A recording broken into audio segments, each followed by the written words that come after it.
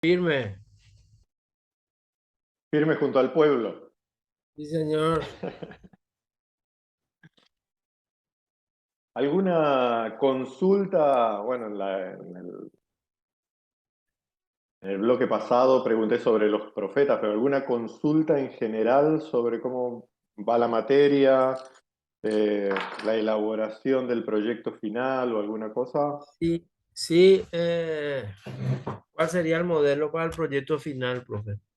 Bueno, el propósito general es que ustedes hagan una presentación, una presentación panorámica, no una clase completa, pero sí un 10-15 minutos, presentando esta llamada lectura de cuatro lados de alguno de los libros o alguna de las secciones de los profetas menores.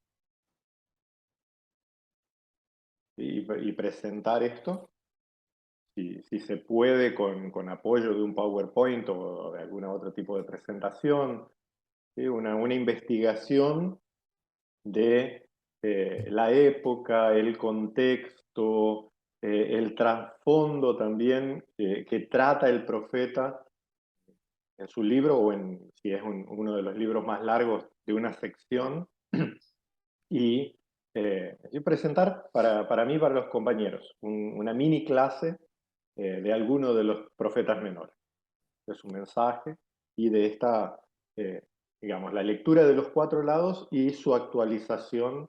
¿Para qué nos sirve el mensaje de los profetas a nosotros hoy en día, ¿no? Libros escritos hace 3000 años, ¿para qué nos sirven a nosotros hoy en 2022? Y vamos a ver que este tipo de lectura más arraigada en, digamos, contexto social nos ilumina mucho. eh, los, los preceptos y los conceptos de la palabra de Dios iluminan muchísimo para comprender, para interpretar y también para incidir y transformar en nuestra realidad circundante. En general, el propósito es ese, hacer una presentación de uno de los libros o de alguna sección de los libros, pero con esta llamada lectura de cuatro lados. Y un último punto que sería la conclusión de cómo aplicamos ese mensaje aquí y ahora. Profe, para refrescar la memoria, la lectura de los cuatro lados, ¿cómo era? Eh, les mandé el modelo completo en el grupo, pero es eh, averiguar el trasfondo político, económico, social y religioso del texto dado. Ya, Por ejemplo, eh, ¿quién gobernaba? Recién vimos en Nahum. ya, En Judá había un rey, pero era un títere. Era un títere de las grandes potencias, en este caso de Asiria. ¿No? Constantemente tenían que estar negociando con los imperios, entonces el que gobernaba realmente era el imperio. Eh, pero el rey de Judá, los príncipes, digamos, los principales, los potentados, que estaban aliados al imperio, algo que después vemos también en el Nuevo Testamento, por ejemplo, la pasaban bien, ¿no? Aparentemente también eran parte del pueblo oprimido y todo, pero no estaban en la base de la pirámide, estaban en el tope. Entonces, la cuestión económica, ¿quién mantenía toda esa cosa andando? Y vemos en los profetas que el peso de mantener el imperialismo, de mantener la opresión, recaía siempre sobre los pobres, sobre los más desheredados de la tierra, sobre esos recaía mantener que funcionara todo ese sistema. Del punto de vista social, vemos la estratificación. En, en el Antiguo Testamento hay una expresión muy linda que tiene un concepto muy feo por detrás. La expresión en hebreo es Am Haaretz, el pueblo de la tierra. Eh, la expresión es poética, es hermosa, en que se refería a los campesinos, pero Am Haaretz eran los que no tenían voz ni voto, eran los despreciados de la sociedad. En el Nuevo Testamento vemos esto, cuando los maestros de la ley se refieren a Pedro, y no recuerdo, creo que estaba con Jacobo, o sea, con Santiago, y los maestros de la ley, los fariseos, los miembros del Sanedrín, dicen, ¿qué pueden saber estos? Son del pueblo de la tierra, jamás estudiaron la ley. Eran los despreciados, no tenían... Entonces, desde la lectura del ángulo social de estos libros proféticos, el profeta siempre se pone del lado del pueblo de la tierra. Dios está del lado del pueblo de la tierra, de los despreciados. Pero hay otros niveles sociales, están los invasores, están los príncipes, están el propio rey, que era títere del imperio. Y desde el punto de vista religioso, vamos a ver en los profetas, especialmente en los profetas menores, y especialmente en los profetas menores tardíos, Zacarías y Malaquías, un desprecio total por la institución sacerdotal. Hoy en día que se quieren usar textos del Antiguo Testamento para, eh, para justificar algunas prácticas, cuando se lee realmente lo que dicen, en realidad los profetas estaban dando garrotazo. El famoso Malaquías 3:10. ¿Qué es lo que está diciendo Malaquías 3? ¿Quiénes eran los ladrones que se robaban el diezmo? No era el pueblo, eran los sacerdotes. ¿Sí? El diezmo era para mantener a los pobres, a las viudas, a los desheredados, y los sacerdotes lo usaban para vivir ellos bien, algo que vemos también. Entonces, lo que hoy en día se usa para justificar una práctica en realidad es una condena. Los profetas condenaban la práctica. Y entonces, en los profetas tardíos, sobre lo que ya venían denunciando, los profetas tardíos se lo toman contra los sacerdotes y el templo también. ¿Por qué? Porque en esta época ya la propia institución religiosa de Israel, que siempre había sido una punta de lanza de libertad, de nuevo lo vemos en el Nuevo Testamento, la gran preocupación de Roma con la Pascua no era Jesús ni los discípulos ni nada, sino la significación de la Pascua y que todos esos acontecimientos estaban sucediendo en Jerusalén y en el templo. Pocas veces leemos eso, pero eso era lo que preocupaba a Roma, porque la religión de Israel se basa, y ya lo vimos en clases anteriores, se basa sobre la memoria del Éxodo, sobre el ser liberados de la esclavitud. En cambio, en la época de los profetas tardíos, Zacarías y Malaquías, los sacerdotes empiezan a trabajar para los imperios extranjeros. Entran en alianza con las naciones idólatras para ser también un instrumento de opresión del pueblo. Entonces los profetas dicen, ustedes también sacerdotes van a ser reventados, ya viene el día del Señor, van a beber de la ira, van a beber de la copa de su ira. Le dan con un caño a los sacerdotes porque desde el ángulo religioso también se propiciaba una religión corrupta. ¿Sí? Y de esto se trata la lectura de los cuatro lados. ¿Por qué? Porque aunque estamos a 3000 años de distancia, también nosotros vivimos en una realidad concreta, una realidad que tiene elementos políticos, que tiene elementos económicos, que tiene interacciones sociales y culturales, y que reconocido o no, o sea, latente o no, siempre tiene un trasfondo espiritual. Y eso nos ayuda a recuperar la actualidad de la Biblia para hoy, y no las famosas interpretaciones tiradas de los pelos. Entonces, pero igual, cuando entremos en el último tema, el último bloque, que es tratar la actualidad de los libros del Antiguo Testamento para nosotros, en nuestro contexto, también vamos a empezar a trabajar en concreto sobre el proyecto final, Ok. en la práctica, sin ningún problema. ¿No? Pasamos al siguiente libro profético, que es Habacuc. Habacuc es un libro profético también con ciertas, eh, con ciertas marcas poéticas, aunque menos marcadas que en Nahum. ¿Sí?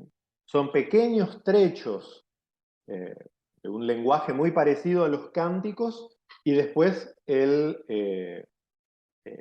vocabulario o la fraseología típica de los profetas, que es la, eh, vamos, la proclamación de la voz de Dios.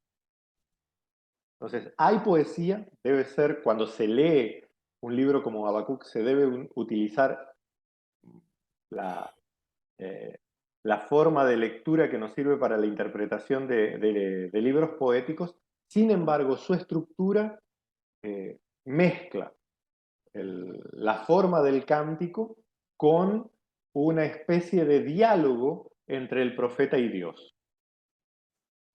El profeta presenta su mensaje como un diálogo persona a persona entre el profeta y Dios. Y también una característica muy marcada en Nahum en Habacuc, es el tipo de lenguaje que usa. Un lenguaje muy quejumbroso. Todo está mal. La vida no da gusto luego. ¿Por qué Dios tenemos que estar viviendo estas cosas? Y aunque nuevamente nos encontramos con un trasfondo, eh, lo que provoca la profecía es el trasfondo sociopolítico. Un pueblo, Dios utiliza, en el Antiguo Testamento vemos mucho, eh, estos pueblos opresores, estos pueblos invasores, como señal de juicio contra su propio pueblo infiel. Y ahí aparece la queja de los profetas o del mismo pueblo. ¿Por qué Dios por ejemplo, en el Éxodo, ¿por qué Dios nos sacaste de Egipto? Nos sacaste para que muramos acá en el desierto. O acá el profeta quejándose, ¿por qué Dios, si nosotros somos tu pueblo elegido, por qué estamos pasando esto? ¿Por qué eh, Asiria nos oprime? ¿Por qué pasamos sufrimiento? ¿Por qué estamos esclavizados? Pero la respuesta de Dios es bien interesante. Aunque Dios había hablado muchas veces por otros profetas, Israel no le había dado ni 5 de bola. Había hecho caso omiso al anuncio del Señor. Y es por eso que Dios trae juicio y eh, otro aspecto interesante del libro de Habacuc es que este juicio también alcanza a, a Israel. Esto es bastante raro en los profetas posexílicos. No sé si recordás, César, la clase pasada, hablábamos un poquito de esto, que todos los profetas, los profetas mayores, los profetas menores, inclusive en los libros históricos encontramos, sí que para los judíos son libros proféticos también, eh, encontramos muchos anuncios de juicio, el famoso día del Señor, el día del Señor llegará, que hasta la época contemporánea con Jeremías, el anuncio de juicio siempre era contra Israel. Cada vez que los profetas decían, el día del Señor se acerca, arrepiéntanse porque el día del Señor se acerca, la profecía estaba dirigida a su propio pueblo. Israelitas de dura cerviz, ustedes son un pueblo rebelde, un pueblo... No sirven para nada luego. Dios les va a caer encima. El día del juicio se acerca. Pero ya en la segunda, en el llamado segundo Isaías, a partir del capítulo 40 de Isaías, y una buena parte de Jeremías, especialmente también el último trecho de Jeremías, empezando con el capítulo 31, es el famoso anuncio, un nuevo pacto vendrá, una nueva alianza con Israel. Dios estuvo airado con ustedes, Dios los destruyó, pero Dios no se olvidó de ustedes, Dios no se olvidó de la promesa hecha a los padres. Entonces, en los profetas posexílicos se sigue hablando del día del Señor. Los profetas menores son terroristas, un poco menos, ¿no? Ya viene el día del Señor, Dios viene con ira, viene a reventar todo. Pero ya el juicio no es sobre Israel. El juicio es sobre las naciones que oprimen a Israel. Pero acá Habacuc dice, no, el juicio viene sobre todos. Israel debería haber sido luz y es tinieblas. Entonces el juicio viene sobre todo, sobre los que oprimieron a Israel, pero sobre Israel también porque se lo merecía, ¿no? Entonces, en ese punto, Habacuc es un poquito extraño en cuanto a su mensaje. Me refiero extraño comparado con los otros profetas menores que tienen una línea más de el castigo viene, pero sobre las naciones opresoras. Mientras que en Habacuc dice viene, pero viene sobre todo. ¿Cómo tenemos entonces pautado el libro de Habacuc? ¿No? Siempre tenemos la introducción, que es la presentación del propio profeta y su vocación. En el caso de Habacuc, esta presentación es terriblemente cortita. Habacuc 1.1 dice, este es el mensaje que el Señor le reveló al profeta Habacuc. Se terminó. Está bien, bien escueto. Este es el mensaje que el Señor le reveló al profeta Habacuc. ¿Okay? Directo, conciso. Sí, pero tiene los elementos. El profeta no habla por cuenta propia. Él habla de parte de Dios. Y esto en los libros proféticos siempre vamos a tener. Sea por parte de visión, sea en forma de anuncio, sea en forma de cántico. Antes de comenzar la profecía propiamente, el profeta reivindica su vocación y que aquello que va a decir es por mandato del Señor. Entonces, lo que el profeta dice sería comparable aquel famoso, aquella famosa expresión de Pablo en 1 Corintios. No digo yo, sino el Señor. El profeta es al revés. El Señor siempre dice, lo que yo digo es el Señor que dice. Y siempre lo dejan bien claro los profetas. Entonces aquí tenemos, muy, muy cortito, muy sintético, este es el mensaje que el Señor revela al profeta Habacuc. Y ahí Habacuc empieza un diálogo. Deja su mensaje en la forma de un diálogo entre él y Dios. ¿Qué es lo primero que el profeta se queja? Habacuc es un poco te hace llorar el libro. Pero, empieza Habacuc hablando de la situación general de violencia, de inseguridad. ¿Hasta cuándo? Dice el profeta. ¿Hasta cuándo voy a pedir ayuda? ¿Hasta cuándo, Señor, voy a clamar y no me escucha?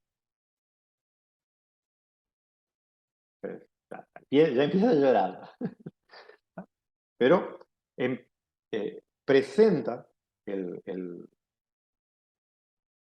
mensaje en esta forma de diálogo. Entonces, Habacuc se queja de la violencia y Dios le responde, no es, no es que yo me olvidé, no es que no, que no hago caso, sino que estoy esperando el momento oportuno. Y de vuelta nos pone delante. ¿Qué tal, Luis? Bienvenido, bendiciones. Nos Gracias, pone, profe, bendiciones. nos pone delante de un panorama sociopolítico. ¿Cómo Dios va a tratar con este problema de violencia e inseguridad que estaba viviendo el pueblo de Dios? Voy a poner en pie a los caldeos, voy a traer a los pueblos de lejos, voy a levantar a los del desierto. La intervención de Dios nunca es una intervención directa en los profetas, sino que Dios usa los hechos de la historia para revelarse y cumplir su propósito. Y acá el profeta ya parece Gedeón, ¿no? Bueno, Dios, si esta es tu voluntad, mandame esta señal. No estoy seguro, pero entonces si es tu voluntad, haz la señal al revés. Bueno, Habacuc está más o menos parecido. Pone su queja, Dios le responde. Y Habacuc responde con una queja más profunda todavía. Señor, ¿acaso vos no sos eterno? ¿No sos el Dios único e inmortal? Entonces, ¿por qué pasan estas cosas? ¿Por qué tratas a los hombres como peces del mar? ¿Por qué te olvidas de nosotros? ¿Será que los grandes imperios seguirán matando sin compasión a la gente? Y Dios, en este diálogo que hace con el profeta, Dios, ¿no? o el profeta de parte de Dios, responde, ¿no? Estaré atento y vigilante como lo hace un centinela en su puesto para ver qué me dice el Señor y qué respuesta dará a mi queja. Y el Señor me contestó, escribe en tablas de barro lo que te voy a mostrar, de modo que pueda leerse de corrido. Aún no ha llegado el momento de que esta visión se cumpla, pero no dejará de cumplir. Tú espera, aunque parezca tardar, pues llegará el momento preciso. Escribe que los malvados son orgullosos, pero los justos vivirán por su fidelidad. Este versículo es usado en un montón de otros textos, con diferentes sentidos. Aquí, Habacuc se está refiriendo a que, a causa de qué fidelidad vivirán los justos, a causa de la fidelidad de la respuesta que Dios está dando. Los justos vivirán porque Dios es fiel. ¿Sí? La justicia no está en los propios justos, sino en Dios que es fiel y cumplirá fielmente lo que le mandó a escribir al profeta. Bien, bien interesante.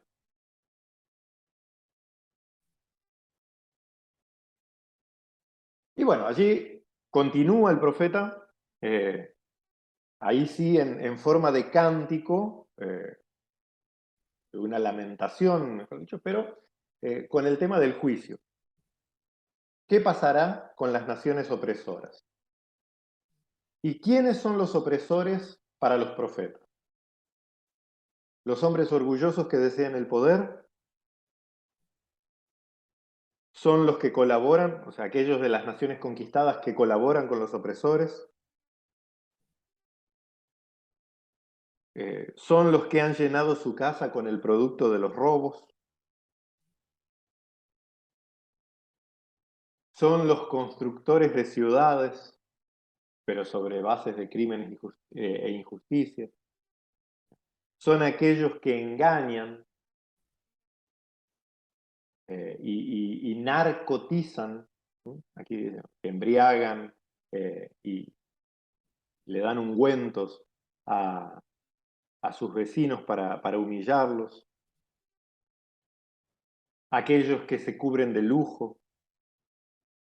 Esos son los que recibirán el castigo de Dios. Y finalmente termina el profeta con un salmo. Entonces, cuando leemos estas palabras, no podemos leerlas como un oráculo. Acá dice, por ejemplo, entonces me llenaré de alegría a causa del Señor, ¿verdad? Lo alabaré aunque no florezcan las higueras. Todo. Es una imagen poética. No es que me voy a poner pasando hambre. dudo que alabemos a Dios por mandar el hambre. Alabamos a Dios por ser Dios, pero rogamos para que Dios mejore las condiciones.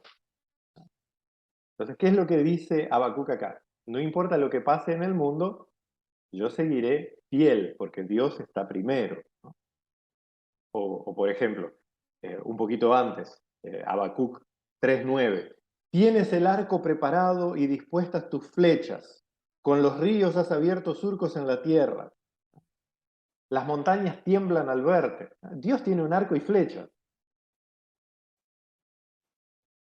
Entonces no necesitamos, cuando leemos los libros proféticos, no necesitamos buscarle significado literal a lo que dicen, sino leer el contexto general y a qué se está refiriendo con esto. O sea, Dios, y el libro hablaba de que Dios tomaría la justicia en mano propia para tomar venganza contra todos los opresores y explotadores.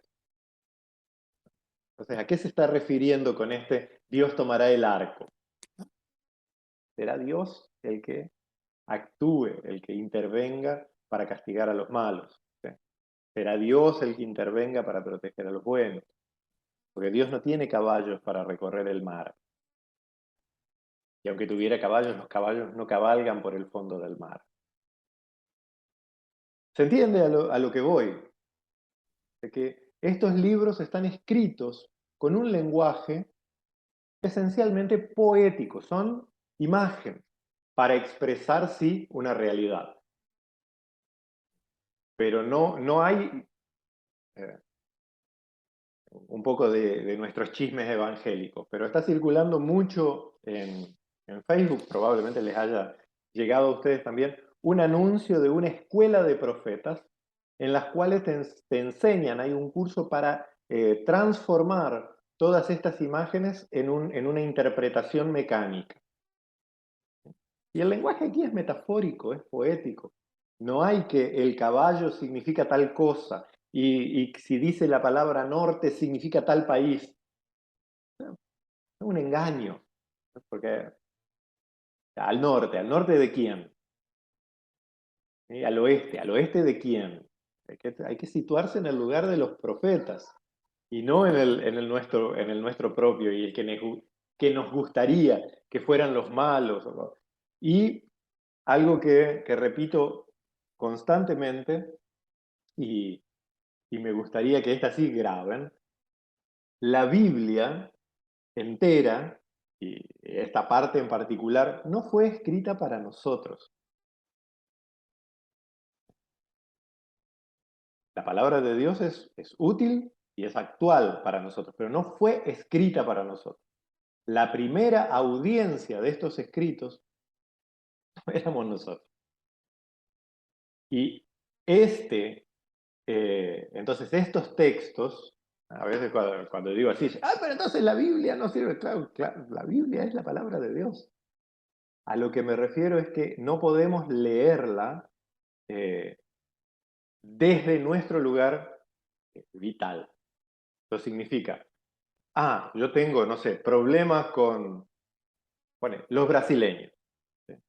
Por alguna razón tengo problema con los brasileños. Entonces, cuando leo el profeta, cuando menos lo esperen, les llegarán sus acreedores y los destruirán. Esto se refiere a los brasileños y a los argentinos y a los uruguayos por la triple alianza. No. Estoy usando un ejemplo más o menos ridículo como para darnos Profe, cuenta. no se escucha bien tu audio. ¿Ahora?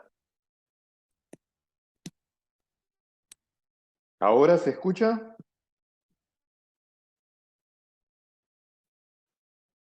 ¿Ahora? Sí, profe, ahora sí. Ok, tenía el micrófono un poco lejos. Entonces decía, tomar los textos bíblicos como estoy segurísimo que esto acá significa para mi época. No. Ese es o sea, no dejan de tener validez para exhortar, para corregir, para instruir. Pero estos textos, así como fueron proclamados, era para esa gente. y tenían significado. Entonces, cuando hablan de puntos cardinales, de pueblos que van a ser castigados, eran esos pueblos, y eran puntos cardinales a partir de donde el profeta escribió. Y tomarlo hoy para aplicárselo a Rusia, a China, es fantasioso. No se lee así la Biblia. Y es la razón por la que muchos directamente se nos ríen en la cara, porque, digamos, es una manipulación a veces hecha de manera inconsciente o inclusive ingenua, pero es una manipulación de los textos. Estos profetas ni conocían a los chinos. ¡Ay, no, pero Dios ve el futuro! Ya vimos que para que estos profetas fueran reconocidos como profetas, el mensaje que daban tenía que ser actual para su gente, que los cotejaba con la fidelidad de la alianza, ¿sí? Con el código deuteronomista. Entonces, si no encajaban con eso, no eran reconocidos como profetas. Si fueron reconocidos como profetas en su época, en su contexto, es porque encajaban en la categoría de profetas según ellos, según el Deuteronomio, y no según lo que a nosotros nos gustaría que fuera. Este es algo que hay que tener en cuenta siempre, porque es un engaño en el que todos caemos, tarde o temprano, algunos con más frecuencia, otros con menos frecuencia, algunos de manera más ingenua, otros menos ingenua, pero en el que todos incurrimos, ¿no? Porque ciertamente la palabra de Dios es viva y es eficaz y sirve eh, para nuestra situación vital actual. Pero el punto de interpretación no puede ser nunca nuestra situación vital. Es lo que hablaba hace un ratito, estábamos solo con César, pero va a quedar grabado, lo pueden ver después. Pero que hablábamos de para qué sirve esta lectura de los cuatro ángulos o de los cuatro lados. No es, ¿qué me interesa a mí? Cómo producían los campesinos, bueno, a no ser que fuera historiador, pero ¿qué me interesa realmente cómo producían los campesinos en la época de los profetas? ¿Qué me interesa si tal rey era así o asá, si está muerto hace 3000 años? ¿No? Lo que me interesa es conocer ese trasfondo de manera lo más precisa posible para que cuando yo lea mi propia realidad, lo haga con fidelidad al texto bíblico y no al revés, que yo manipule el texto bíblico para adaptarlo a mi realidad, que es lo que generalmente se hace. Entonces, cuando encontramos en los libros proféticos, o el libro completo, o como en este caso, secciones que son un salmo, se lee como un salmo. No podemos empezar a buscarle interpretaciones tiradas de los pelos. ¿Ah? ¿Preguntas?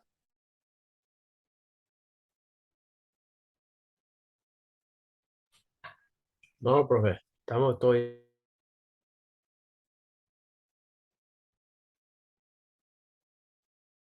¿Alguna Luis específica? parece que preguntar. Tiene una cara de pregunta ahí, Luis, profe. Luis tiene cara de No, no, pregunta. está bastante claro, profe.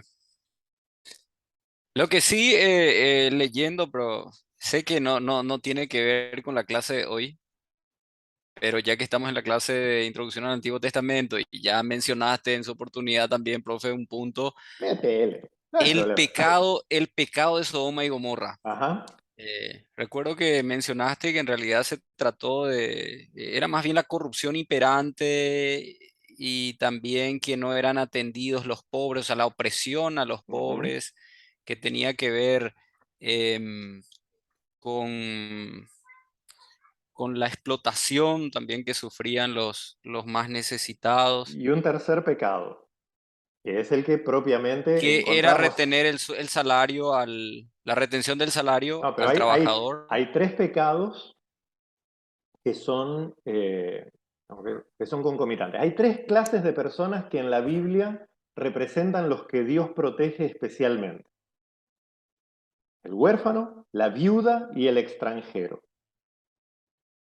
Como son personas sin defensor, en esa sociedad el huérfano, la viuda y el extranjero eran nada, eran inexistentes, atacar al huérfano, a la viuda o al extranjero era atacar al propio Dios.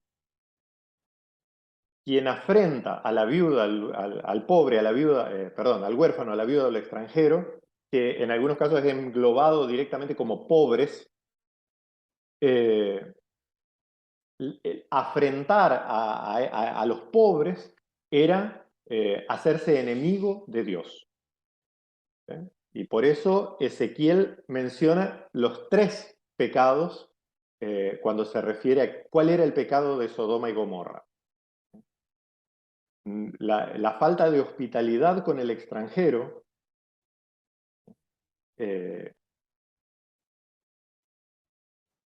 era una afrenta contra Dios, era propio del juicio de Dios. Estos son los pecados que claman al cielo.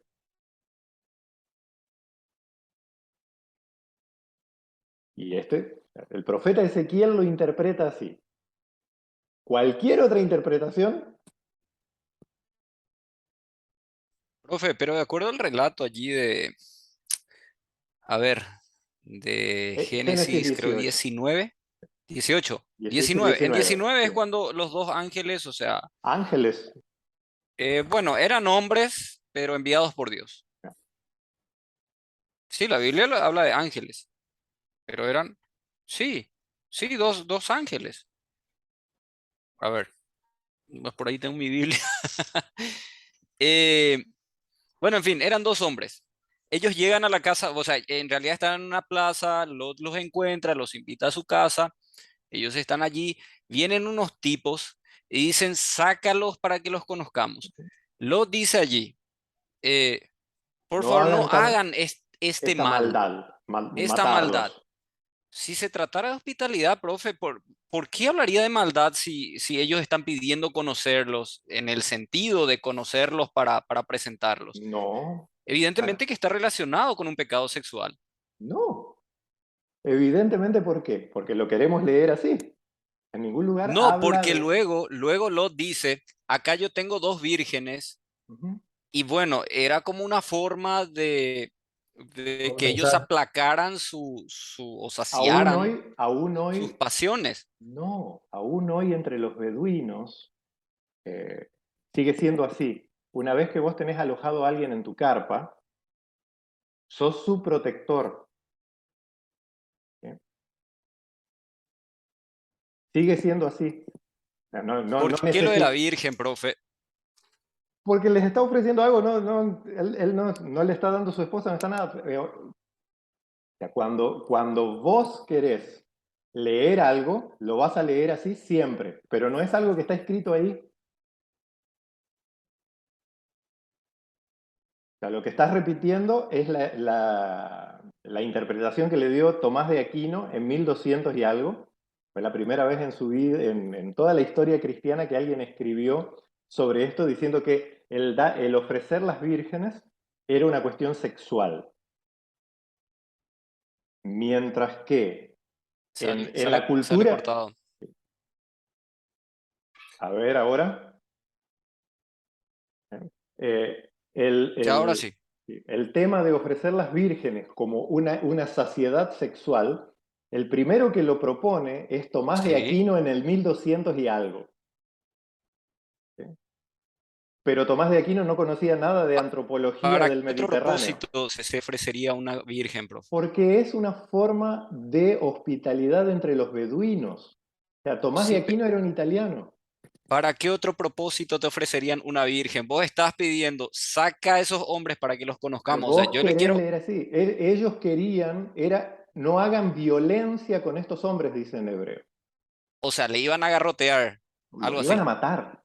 Los iban a matar. Ok, entonces le ofrecen unas vírgenes, ¿para qué? ¿Pero para qué? ¿Cuál era el propósito? Para que les mate, Luis. No, probablemente también con propósitos sexuales, pero Pero lo dijiste, profesor, un propósito, o sea, había un no trasfondo sexual ahí. sabemos, no sabemos. Lo que sabemos es la antropología de los beduinos que tienen